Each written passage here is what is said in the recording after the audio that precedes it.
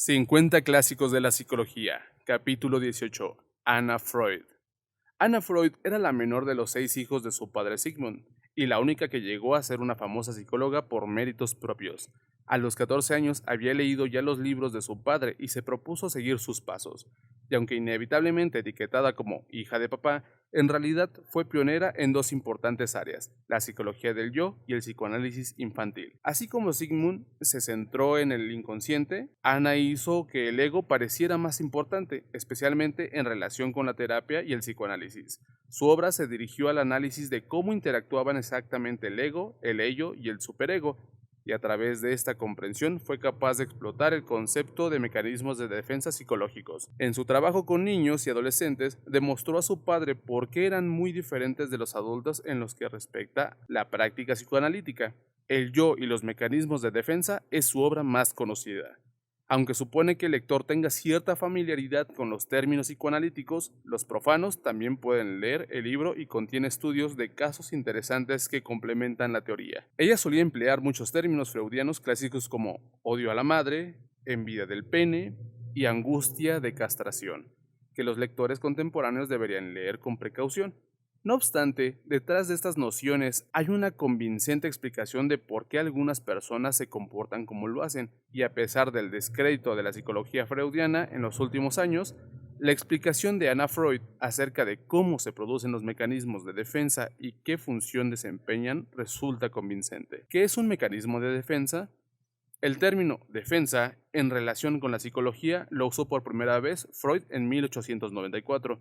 Pretendía describir, como dijo Anna Freud, la lucha del ego contra las ideas o los efectos dolorosos o insoportables que pueden producir a la neurosis. El ego desarrolla una defensa para protegerse contra la posibilidad de ser desbordado por exigencias inconscientes como el sexo o la agresión. La obra del psicoanalista consiste en lograr que la persona se haga consciente de sus deseos instintivos, lo cual puede implicar aislar el dolor experimentando cuando se vio originalmente confrontado con un impulso insatisfecho. El ego está siempre alerta al peligro de que el inconsciente pueda derrocarlo. Puede intelectualizar los impulsos inconscientes, inhibirlos, proyectarlos en otros o negarlos. Freud observó que cuando alguien tiene éxito en la creación de mecanismos de defensa contra la ansiedad y el sufrimiento, su ego ha ganado la batalla que se libra entre las tres instituciones del ego, ello y superego. Cuando ha perdido una batalla interna ante el instinto inconsciente o los debes y tienes que, sociales, es su ego el que ha perdido. El ego se esfuerza constantemente por crear armonía entre el mismo, el inconsciente y el mundo externo, pero esto no siempre conduce a una salud mental perfecta. De hecho, a veces, cuando el ego gana, la persona como un todo puede haber perdido, ya que la victoria puede implicar la creación de una defensa para que el ego mantenga su sentido de sí mismo a toda costa. Esclavos del superego. Así como el ego es la mente pensante normal y el ello representa el inconsciente, el superego en terminología freudiana es esa parte de nosotros que responde a las normas sociales. Cuando un instinto natural asoma a la superficie, el ego quiere satisfacerlo, pero el superego no lo permite. El ego se somete al superego superior, pero se queda con el problema. Comienza una lucha contra el impulso y para reducir el dolor de no satisfacerlo, trama una defensa que le permita dar sentido a su decisión de someterse. El superego, escribió Freud, es el aguafiestas que impide que el ego llegue a un entendimiento amistoso con los instintos. Crea una norma elevada en la que el sexo se considera malo y la agresión antisocial, pero renunciar a los instintos puede significar simplemente que los impulsos se empujen fuera de la vista del ego, y lo que el ego no puede incorporar en su sentido del yo se expresa en otro lugar como rasgos de la personalidad malsanos o como una neurosis. Cuando el ego se convierte solo en un instrumento para la ejecución de los deseos del superego, tenemos la persona reprimida, escrupulosa, que vive con el temor de ser atacada o vencida por sus instintos. Freud descubrió a una mujer cuya vida estaba configurada por su fortísimo superego, hasta el punto de que sus impulsos naturales, que no se permitía satisfacer, eran proyectados a otras áreas de su vida. De niña fue una niña caprichosa, que lo tenía todo, exigiendo ciertos objetos y vestidos para ser tan bueno o mejor que otros niños. Sus deseos eran todos para ella. La adulta se convirtió en una institutriz solterona y sin hijos, de mirada apagada, sin ambición alguna, y llevaba siempre vestidos poco llamativos. ¿Qué había sucedido? En algún momento sintió que debía adaptarse a los valores y las normas de la sociedad, y para ello reprimió sus deseos naturales y se pasó al otro extremo. En lugar de atender a sus propias preocupaciones, pasaba su tiempo identificándose con los otros y cuidando de ellos. Estaba muy interesada en la vida amorosa de sus amigos y disfrutaba hablando de vestidos, pero no se permitía esos placeres. Su mecanismo de defensa contra la percepción de que sus deseos eran demasiado fuertes consistía en complacer sus deseos a través de otras personas. Su ego y su ello habían perdido completamente la batalla contra su superego, y este era el único modo a través del cual podía expresarse. Represión. Mientras que este ejemplo suponía la proyección de instintos en el mundo, Freud afirmaba que esta es una forma de defensa comparativamente sana. Una defensa más poderosa y a menudo más perjudicial es la represión, ya que exige la mayor parte de nuestra energía para mantenerla en su sitio. Relató el caso de una joven que, tras haber crecido rodeada de hermanos y sintiéndose molesta por los continuos embarazos de su madre, desarrolló un sentimiento de odio hacia esta. Al reprimir estos sentimientos por sentir que no eran aceptables, su ego intentó protegerse contra su retorno, provocando la reacción opuesta, una excesiva ternura hacia su madre y una gran preocupación por la salud. La envidia y los celos de la joven se transformaron en generosidad y amabilidad hacia los otros.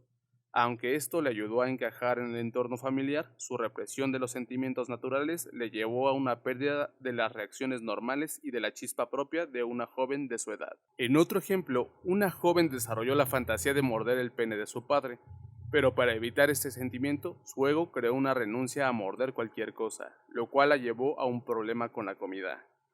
En ambos casos, aunque el ego estaba en paz, en el sentido de que ya no tenía que resolver un conflicto interno, las jóvenes sufrían a otro nivel cuando el conflicto era reprimido. La represión es la forma más peligrosa de defensa, apuntó Freud, pues aleja la conciencia de toda un área de nuestra vida instintiva, insensibilizando nuestra personalidad. Las defensas de los niños. No todas las defensas son necesariamente malas, pueden ser simplemente la manera que tiene una persona de hacer frente a un peligro externo real. Al analizar las defensas creadas por los niños, Freud observó que estos se sienten como relativamente débiles en un mundo de poderosos adultos y peligros, y como consecuencia, compensan esto en la fantasía y en los juegos de rol. A menudo, cuando un niño se siente amenazado por una imagen, quizá un fantasma o un hombre violento, incorporan las características de este objeto externo fingiendo que ellos mismos son fantasmas o vistiéndose como un vaquero o un ladrón. Pasan de un papel pasivo a uno activo. De este modo, reciben poder de su entorno. Freud analizó historias de niños en las que un niño o una niña se les arregla para amansar a un anciano malvado, rico, poderoso o temible, como en El pequeño señor Fauntleroy. El niño toca el corazón del hombre como nadie había sido capaz de hacerlo, y como consecuencia, este último se transforma en un verdadero ser humano.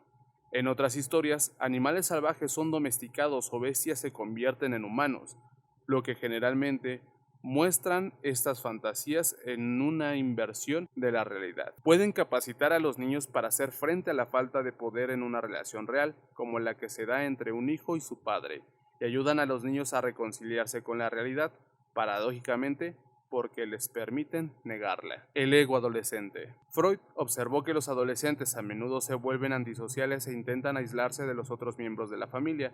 Otro rasgo de adolescente es su naturaleza voluble. En ninguna otra época de su vida adoptan nuevos estilos de vestir o nuevas maneras de peinarse con tanta rapidez y seriedad, pero también se crean intensos apegos a determinados ideales políticos o religiosos. Al mismo tiempo, los adolescentes se ven como el centro del mundo y son narcisistas. Se identifican con cosas y personas en lugar de verlas con claridad y amarlas por lo que son. Freud observó que en cada época de la vida en la que hay un intenso impulso sexual, hay un riesgo de trastorno neurótico psicótico si el ego no es capaz de procesar los deseos adecuadamente. Para el ego, el aumento de los impulsos instintivos significa peligro, y como respuesta a ello, hace todo lo posible por reafirmarse. Esta era su explicación respecto a por qué los adolescentes son tan egocéntricos.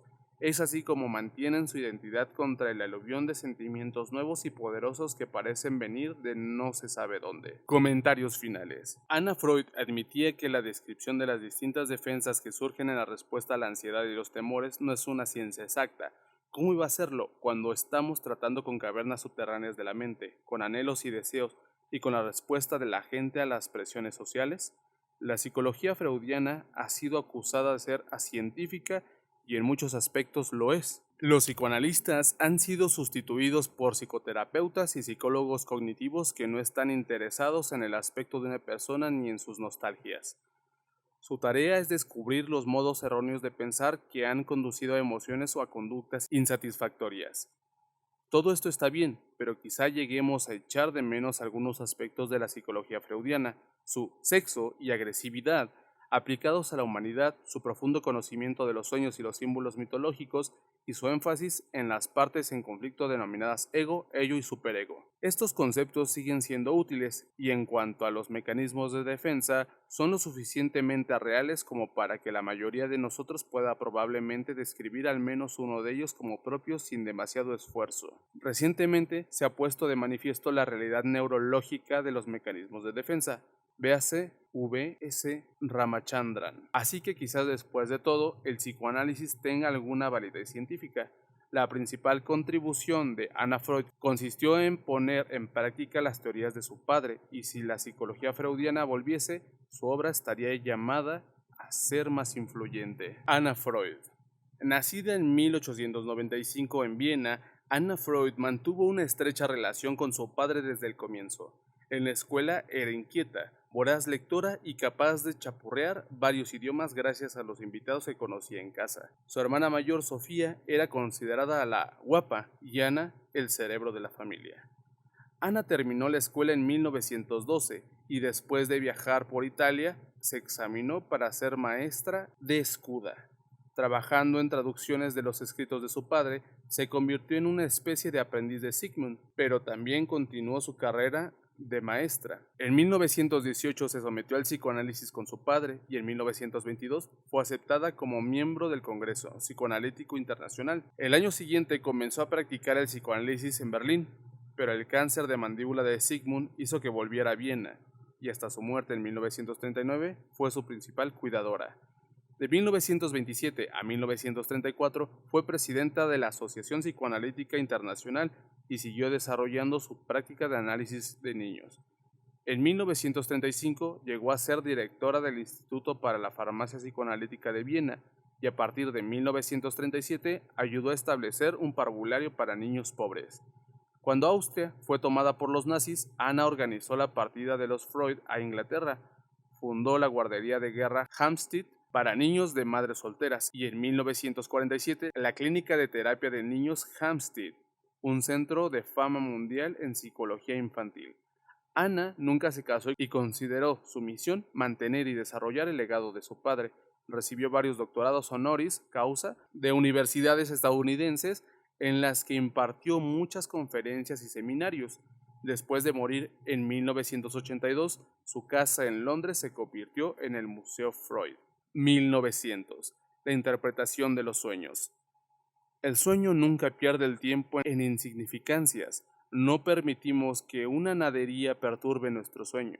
Los sueños aparentemente inocuos resultan ser bastante malos cuando nos tomamos la molestia de interpretarlos. Si se me permite la expresión, el sueño no nació ayer. ¿Qué sueñan los animales? Hay un proverbio que contó un alumno y que presume de saberlo, pues pregunta, ¿con qué sueña un ganso? Y responde, con maíz. Toda la teoría de que el sueño es la realización de los deseos está contenida en estas dos frases. Tiene que ver con una serie de sueños que se basan en mis deseos de ir a Roma. Así que soñé en una ocasión que estaba viendo el Tíber y el puente San Angelo a través de las ventanillas de un tren. Entonces el tren se pone en marcha y resulta que ni siquiera he pisado la ciudad. La vista que contemplé en el sueño era una copia de un conocido grabado en el que me había fijado brevemente el día anterior en el salón de uno de mis pacientes. En otra ocasión, alguien me está llevando a una colina desde donde nuestra Roma, semivelada por la niebla y todavía tan lejos que me asombro por la claridad de la visión, el motivo de ver la tierra prometida desde lejos es fácil de reconocer. En resumen, los sueños revelan los deseos de la mente inconsciente y su enorme inteligencia. Obras relacionadas. Alfred Adler. Comprensión de la naturaleza humana. Anna Freud, el ego y los mecanismos de defensa. Carl Jung, los arquetipos y el inconsciente colectivo. Y bueno, hemos llegado hasta el fin de este capítulo, que es la hija de Sigmund Freud, uno de los padres del psicoanálisis, si no es que el padre mismo, honrado y venerado por la psicología de esta misma ramificación. Y espero que les haya gustado, lo hayan devorado, lo hayan puesto en velocidad por 2 para que haya sido más rápido y mi voz haya sido todavía mucho más elocuente. Y si no, pues qué bueno, les agradezco el favor. Cualquier cosa que no les agrade o que quieran checar o que quieran retroalimentar, pues ahí está la caja de comentarios en caso de que gusten utilizarla. Y pues solamente eso. Espero que les vaya muy chingón, que disfruten su día y nos estamos topando en el siguiente audio. Y nada más. Bye.